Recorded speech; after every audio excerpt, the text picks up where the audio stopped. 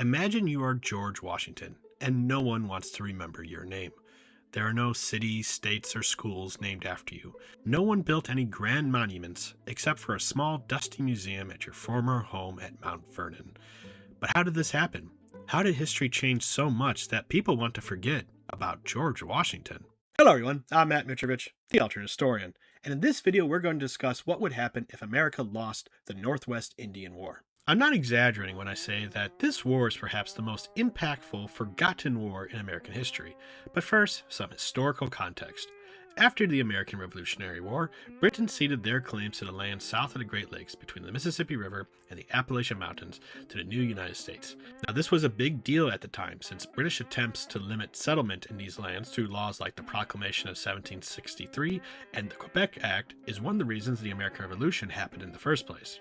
However, a piece of paper didn't change the fact that the United States didn't exist there yet, especially in those lands north of the Ohio River that are today called the Midwest. For one thing, there just weren't that many Americans living there. For another thing, the British still manned forts in the region, such as the one at Detroit, and were in no rush to leave, which undermined American rule there. There's also this itty-bitty tiny, almost not worth mentioning issue of the thousands of people who already lived there who did not want to be part of the United States. Yes, I am of course referring to the indigenous people who lived in the Midwest, who, from their point of view, had been in a state of war with the English-speaking settlers from even before the American Revolution.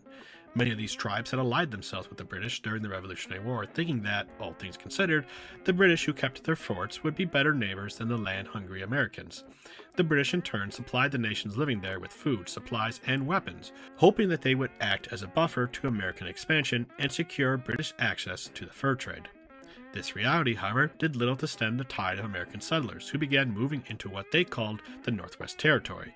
Natives and settlers soon attacked each other's homes, while the American government sought to temporarily halt the flow of white settlers until they could legally gain control of native lands, while still sending in the military to raid Native American villages in an effort to bring them to the negotiating table. In 1786, in response to American trespassing, the chiefs Little Turtle and Blue Jacket built a confederation of local nations, which included the Miami, Shawnee, Delaware, and many others. Indeed, it was one of the largest alliances of indigenous people ever assembled against the United States. Now, these two leaders were pretty effective at creating a force to resist American expansion. Blue Jacket, for example, was excellent at diplomacy and was willing to embrace European weapons and other aspects of their culture that could be beneficial for his people. Meanwhile, Little Turtle was a very pragmatic strategist. Realizing his people probably couldn't win in a stand-up fight against the Americans, he instead pushed for the Confederation to attack American supply columns and draw their forces into ambushes where all the advantages would be on the Confederacy. The two leaders hoped that all the nations of the Midwest, acting as one, could effectively curtail illegal white settlement on their lands by refusing to sell any of it without the unanimous consent of all the members of the Confederation. And if that didn't stop the Americans, they could then raise enough fighters to defend themselves. Support for this confederation also came from other nations, like the Cherokee and the Creek to the south, the Dakota to the west, and various peoples in what is today Canada. They also could count on volunteers from British loyalists who had fled to Canada after the American Revolution. Now, this new confederation was known by many names, but in official communication with the United States Congress, it referred to itself as the United Indian Nations. Whether they would have stuck with this name if they had ultimately been successful is anyone's guess, but nevertheless, that is what they referred to themselves when speaking to American leaders. In 1790, the Confederation went on the offensive and defeated an American force at what is today called Fort Wayne, Indiana. The Confederation's victory was due in part to numerous factors, but most importantly, the native forces were just better fighters than the Americans. The Confederation forces could easily track American troops on their home turf, thus setting up effective ambushes. Meanwhile, the Revolutionary War era Continental Army had been disbanded years ago, and while the new United States did maintain a few regular army units, for the most part the country relied on state militia and short-term volunteers. These units normally did not have proper weapons or equipment to wage war. They also lacked discipline, threatened to mutiny if they did not get their way, and were more interested in looting native villages rather than do any actual fighting. Nevertheless, for many American politicians, this situation was a good thing, due to the fear that any standing army would ultimately be used as a tool for tyranny. Although, to be fair, maybe they were onto something there. Then a year later, the Confederation won a decisive victory at the Battle of Wabash, also known as St. Clair's defeat, after the American commander who led this disastrous campaign. The Americans were decimated on the battlefield, with a third of the United States military being lost. In today's numbers, that would be around 150,000 American soldiers dying in one battle. It was truly one of the greatest victories a Native American force ever achieved against the United States military.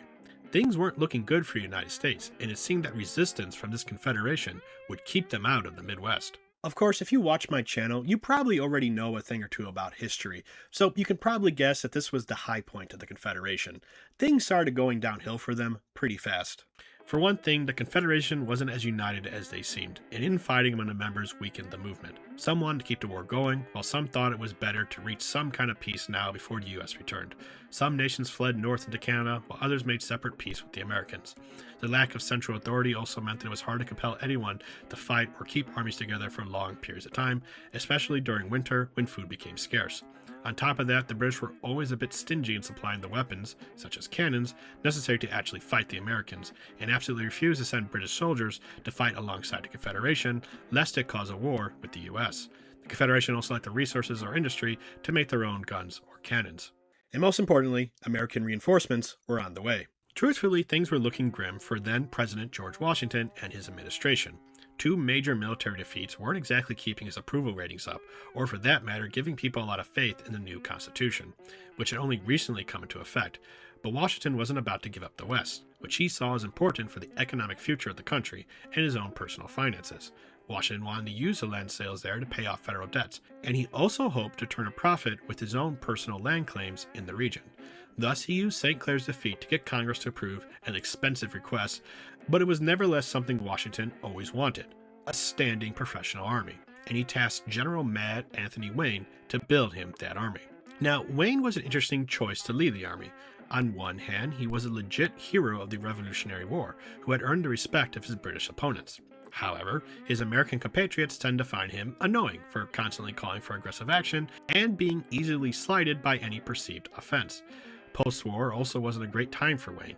He failed at any business he put his mind to, embarrassed his family by publicly cheating on his wife, and to top it all off, got himself elected to Congress only to be immediately kicked out when it became clear he only got there due to massive voter fraud.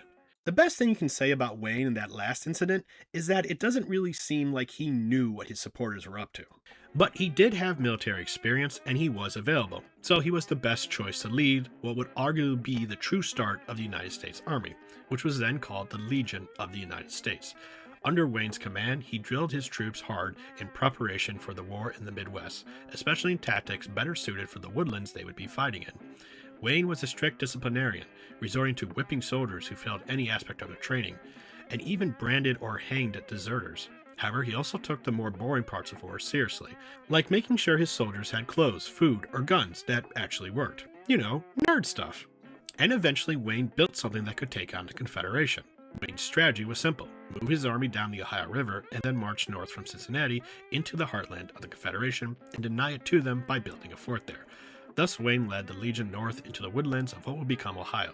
Wayne had their camps fortified every night, made sure supply columns were heavily guarded, and refused to split up the army to chase after warrior bands, shadowing them as some of his officers wanted him to, but more on that later. This strategy proved incredibly effective as the Confederation's leaders were unable to draw the Americans into any ambushes. Even Little Turtle himself thought the war was lost at this point, but Blue Jacket and others weren't ready to give up just yet. Gathering an army of mostly indigenous warriors and a few British volunteers, the Americans and the Confederation met on August 20th, 1794, in what would become known as the Battle of Fallen Timbers, due to a tornado that had knocked down many trees in an area not far from Lake Erie. Wayne's training paid off as the Legion was able to stand firm against Confederation assaults or attempts to outflank them. At the end, the Legion was victorious, and while casualties were low for both sides, it was a major defeat for the Confederation as they were now unable to keep Americans out of their lands. The final nail in the coffin for Little Turtle and Blue Jacket's Confederation came with Britain agreeing to abandon their forts in the Northwest following the signing of the Jay Treaty a few months later. Thus, the alliance of nations that once called itself the United Indian Nations agreed to a peace treaty with the United States in 1795. Large amounts of native land was open to American settlers in the Midwest, although this did not stop the violence between the settlers and the natives. And while the United Indian Nations was disbanded, many former members would be united again years later by the Shawnee chief Tecumseh, who had fought in the Northwest Indian War. But this new confederation would never win a victory like St. Clair's defeat. Indeed, this was the beginning of the end of native control across much of what would become the continental United States. Indigenous nations would now be challenged by a professional and well-trained army that would wage a long war full of massacres, forced expulsions, and outright genocide against the indigenous people of America that lasted all the way into the 20th century. And while there would still be resistance from leaders like Sitting Bull and Geronimo, Americans would never suffer any such defeats like they experienced during the Northwest Indian War ever again. But what if the United States lost the Northwest Indian War? William Hoagland's 2017 book, Autumn of the Black Snake, The Creation of the U.S. Army and the Invasion That Opened the West, has been a useful source for this video, and Hoagland said something very interesting that I wanted to share with you, and I quote, "Together, Blue Jacket and Little Turtle participated in leading the only confederation that had a chance of obstructing the westward expansion of the United States. They thus came close to damaging the whole American project in its fragile infancy, perhaps fatally." Now, there's certainly some truth to this. At the time, America was a young country full of people who were leery of the new Constitution, or for that matter, a standing army. There were bastions of anti-federalists everywhere, along with secessionist-minded Westerners, such as the tax revolt in western Pennsylvania, known today as the Whiskey Rebellion, which was happening around the same time as the Northwest Indian War. Nevertheless, there was a desperate need by the U.S. government to secure control of the Northwest Territory in order to use the proceeds from land sales in order to pay off the debt. However, not every American thought that was worth war with the Native Americans. Some Americans had great respect for the indigenous people. President Washington's own Secretary of War, Henry Knox, was one of them, and wanted the government to restrict white settlement in order to keep the peace. Granted, men like Knox weren't exactly progressives as we would define them. They still expected natives to assimilate into American culture. But to be fair, some like Blue Jacket were already doing that. Some were even converting to Christianity or even owned black slaves. So I guess my larger point is that the Confederation didn't need to conquer the United States, they just needed to wait until they lost the will to fight. But how do you turn the Battle of Fallen Timbers from defeat into a victory for the Confederation? Well, you might be able to do it by just knocking out one guy. Days before the Battle of Fallen Timbers, a tree fell on General Wayne's tent, knocking him out and almost killing him. But in an alternate timeline, let's say Wayne is killed when the tree falls on him. Now, losing your commander right before a battle would be a major blow for any army, but for the Legion of the United States, it could be particularly bad when you consider who would take over for Wayne. And that would be future commanding general of the United States Army, James Wilkinson. Wilkinson, who made a name for himself in the new state of Kentucky, was Wayne's second in command, and he was not exactly loyal to either him or the United States. Not only did he attempt to undermine Wayne by encouraging dissent among junior officers and writing to Washington to complain about him, but he also was a spy for the Spanish and dreamed of Kentucky and other western territories leaving the United States and joining the Spanish Empire in exchange for access to the trade flowing through New Orleans, Louisiana territory being under Spanish control at the time. He also wanted to split off portions of the Legion to chase suspected native forces nearby, which Wayne refused to do out of fear that they would be ambushed. But if General Mad Anthony Wayne died when that tree fell on him, Wilkinson would assume command. This could be disastrous for the Legion, as not only would Wilkinson likely struggle to maintain the discipline he tried so hard to undermine, he would also have no one preventing him from splitting the Legion up to go on whatever wild goose chase he wanted. Thus divided and not keeping their guard up as they would have under Wayne, the Legion lets the Confederation do what they do best, ambush a bunch of Americans doing dumb things in the woods.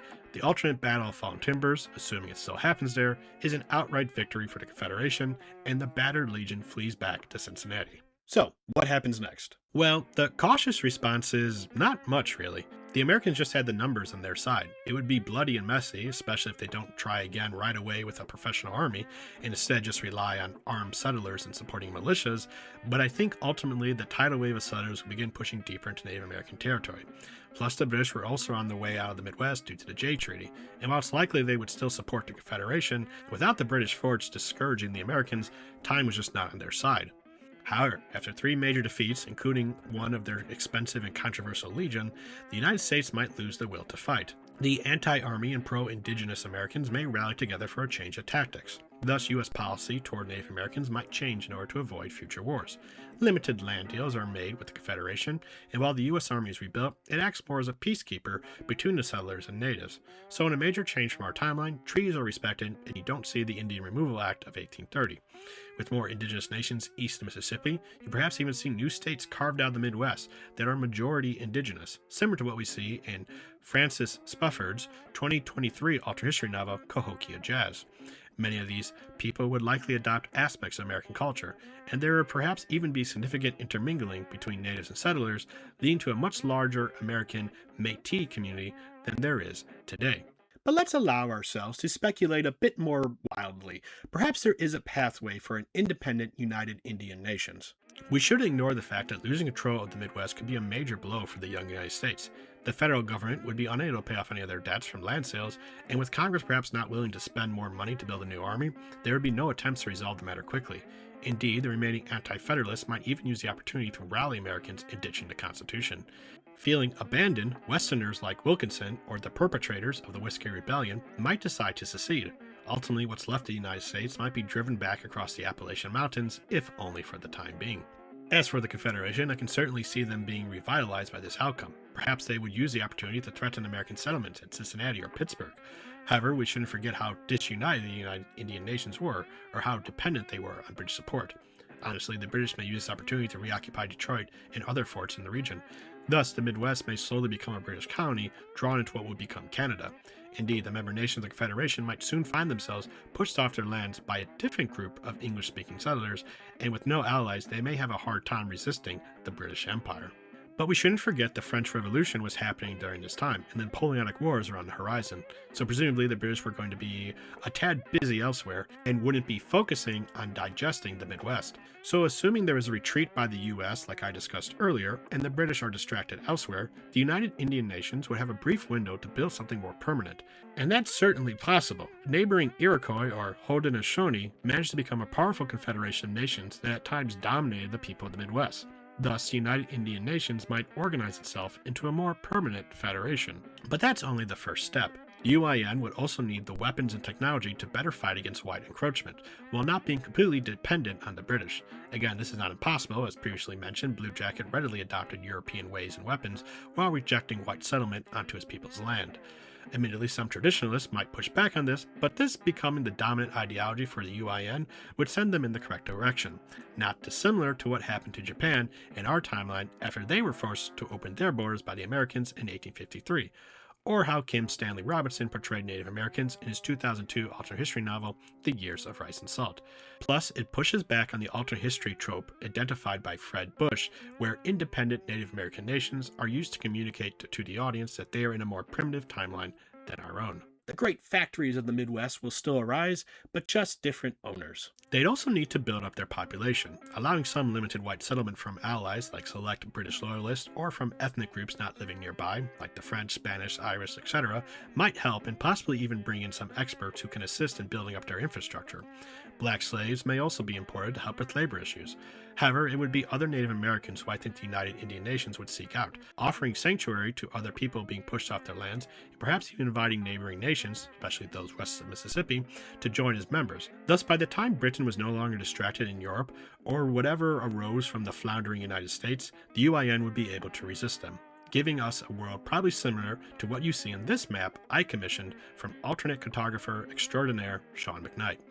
And it all happened thanks to one particular fallen timber. But in our timeline, that tree fell as it did. General Mad Anthony Wayne survived, the Confederation was defeated at the Battle of Fallen Timbers, and a long, bloody war toward the Pacific coast began. At the top of this video, I asked you to imagine a world where people tried to forget about George Washington. And in a timeline where the United Indian Nations achieved absolute victory, I can easily imagine Americans willing to forget about him.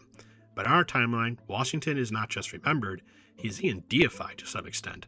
Meanwhile, men like Blue Jacket and Little Turtle are forgotten along with the Confederation they built and the victories it won.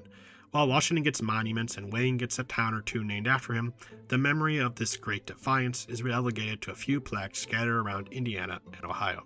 Why did Americans do this? Well, there are a few reasons, but one that stands out to me is that it doesn't fit the narrative of America's inevitable victory over the West. Americans rather see the indigenous people being doomed savages who are few in numbers to begin with, and not as large, complex societies made up of intelligent and complicated people protecting their homes and cultures, because that certainly brings up some uncomfortable truths about America and what we did to them, doesn't it now? But the good thing about uncomfortable truths is that they are hard to erase completely. I hope that in my small part, I helped a few more people remember not just what happened, but also what could have happened. Well, that's all I have to say on the subject. If you enjoy what I do, please like, comment, subscribe, share this video, or support me on Patreon. I'm Matt Midgerich, the Alternate Historian. Bye.